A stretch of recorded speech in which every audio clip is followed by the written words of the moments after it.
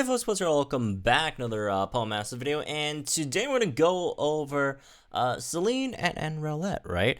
So obviously I've already went through the other ones, right? So guys haven't seen those already, go check them out, right? The Easter Sync Bears, right? Being obviously Berg and May, so you guys could check that one those out, right? And as usual, shoutouts again to Absolutely on Twitter for these for the Sync Bear stats and info and all that stuff, right? And Selene is actually, I like her kit. I think it's a really interesting kit. A lot of things are like kind of useless on her kit, but but I think we could really just ignore the useless parts, or I wouldn't like completely use this. Maybe it could be used in like any like future stages, but like at the moment doesn't seem any useful. But yeah, she does have a really great sync move and some like interesting stuff on her kit, right? So let's go over this. So obviously start out as Rowlet. We're not gonna go over like the Rowlet stats and all that. But as Rowlet, you get Tackle, right? And after you evolve, you still have to Tackle, right? Into Dartrix, and then it's only when you get to Decidueye when you actually get rid of a Tackle, and then you get Spirit Shackle, right? So let's look at Decidueye's kit then. So it's a Grass Striker, weak to Ice, right? Grass Striker weak to Ice, and the stats at level 130 are as follows. So we got 561 on HP, 341 on attack, 132 on defense, 144 on special defense, and then 242 on speed. So good attack, okay-ish defense, right? Okay-ish HP, but not slightly under average speed, I'd say, right? Not the best speed. Anyways, going over the moves and stuff. So again, you got Spirit Shackle, which is restrains the target with only 80 base power, which is really bad. Obviously 80 base power, that's really low, sadly. But as you know, you do have the restrain effect. But like, here's the thing though, who are you restraining? Who are you restraining? Like, the restrain effect, right? That's the one where like it prevents the opponent from swapping out. Unless like their full force battle specifically has that mechanic, then it's basically useless, because up till now I don't think anyone has swapped out. Like maybe there's like one or two in like co-op, but like no one swaps out their Pokemon. The opponent does not swap out their Pokemon, right? So unfortunately, it does that pretty useless secondary effect. Does lower the overall BP of the move by quite a bit, which kind of sucks. But anyways, moving on, you got X Attack, which is X Attack. Then you got Leaf Blade, which is basically Grass type Spatial Rend, which again, not good either, unfortunately. You get +1 crit at the cost of being only 80 BP, which again, pretty sad.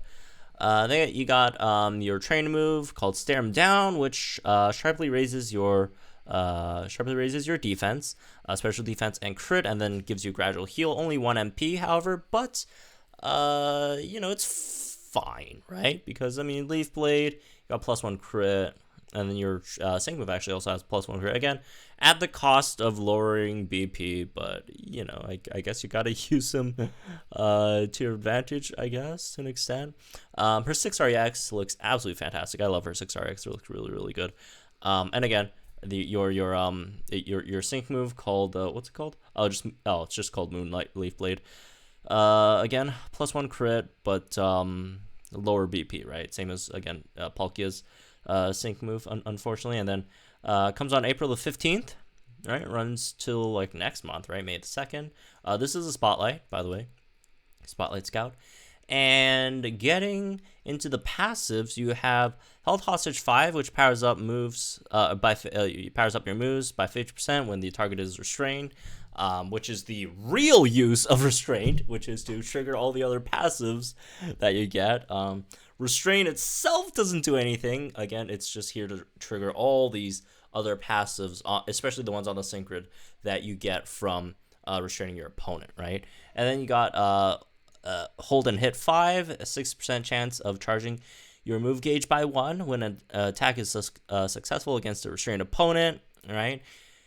So it's like move gauge refresh 5, except you have to restrain them first, which is not, not a bad thing. Like, you probably want to strain them anyways to get the extra 50% on hold hostage, right? Remember, like, that the hold hostage applies to your leaf blade as well, right? Then you got crit speed 5, 6% chance of raising your speed by 1 after landing a crit, which is definitely nice, especially with the not that great speed stat, right? So that's definitely appreciated. Moving on to Selene's Sync Grid over here. So Selene's Sync Grid is it's actually pretty nice. I do like a lot of the stuff here, right? So obviously starting off with your stat buffs. Then you got some Leaf Blade power-ups to boot. Got Move Gauge Refresh 2 on Leaf Blade, which is Move Gauge Refresh 2. But then again, you also have, again, the passive, right? Hold and hit 5. And then on top of that, you got Crit Propulsion 3, which has a 40% chance of charging your move gauge by 1 when it's a crit. So you get even more gauges. So again, I really don't think the gauges will be much of an issue, which brings me to the point of why Selene could actually be really, really nice. Because, like, if you run Selene with, say, Brendan, because all Selene really needs is just, plus to attack, right? So if you, like, run Selene, Brendan, dual striker, that's actually really, because Brendan's really, really fast, right? And then Selene, you get all these move gauges from hold and hit 5, move gauge refresh, and then crit propulsion 3, and then on top of, again, having +1 speed every time you land a crit, right? So just pick up, like, an attack support. Brendan's Sync Nuke is nice, but it's not going to be as good as Selene's, which we'll see in a bit, right? And then Selene's obviously downside is Leaf Blade doesn't do that much. It does an okayish amount, but obviously Brendan's Leaf Storm is very, very powerful. So you could rely on Brendan's main DPS and Selene. You could do some secondary DPS, and then you could nuke with Selene, right?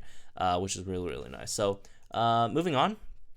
Got Catastrophe 2, that's the first, sync multiplier, 20% to your sync move damage once you crit.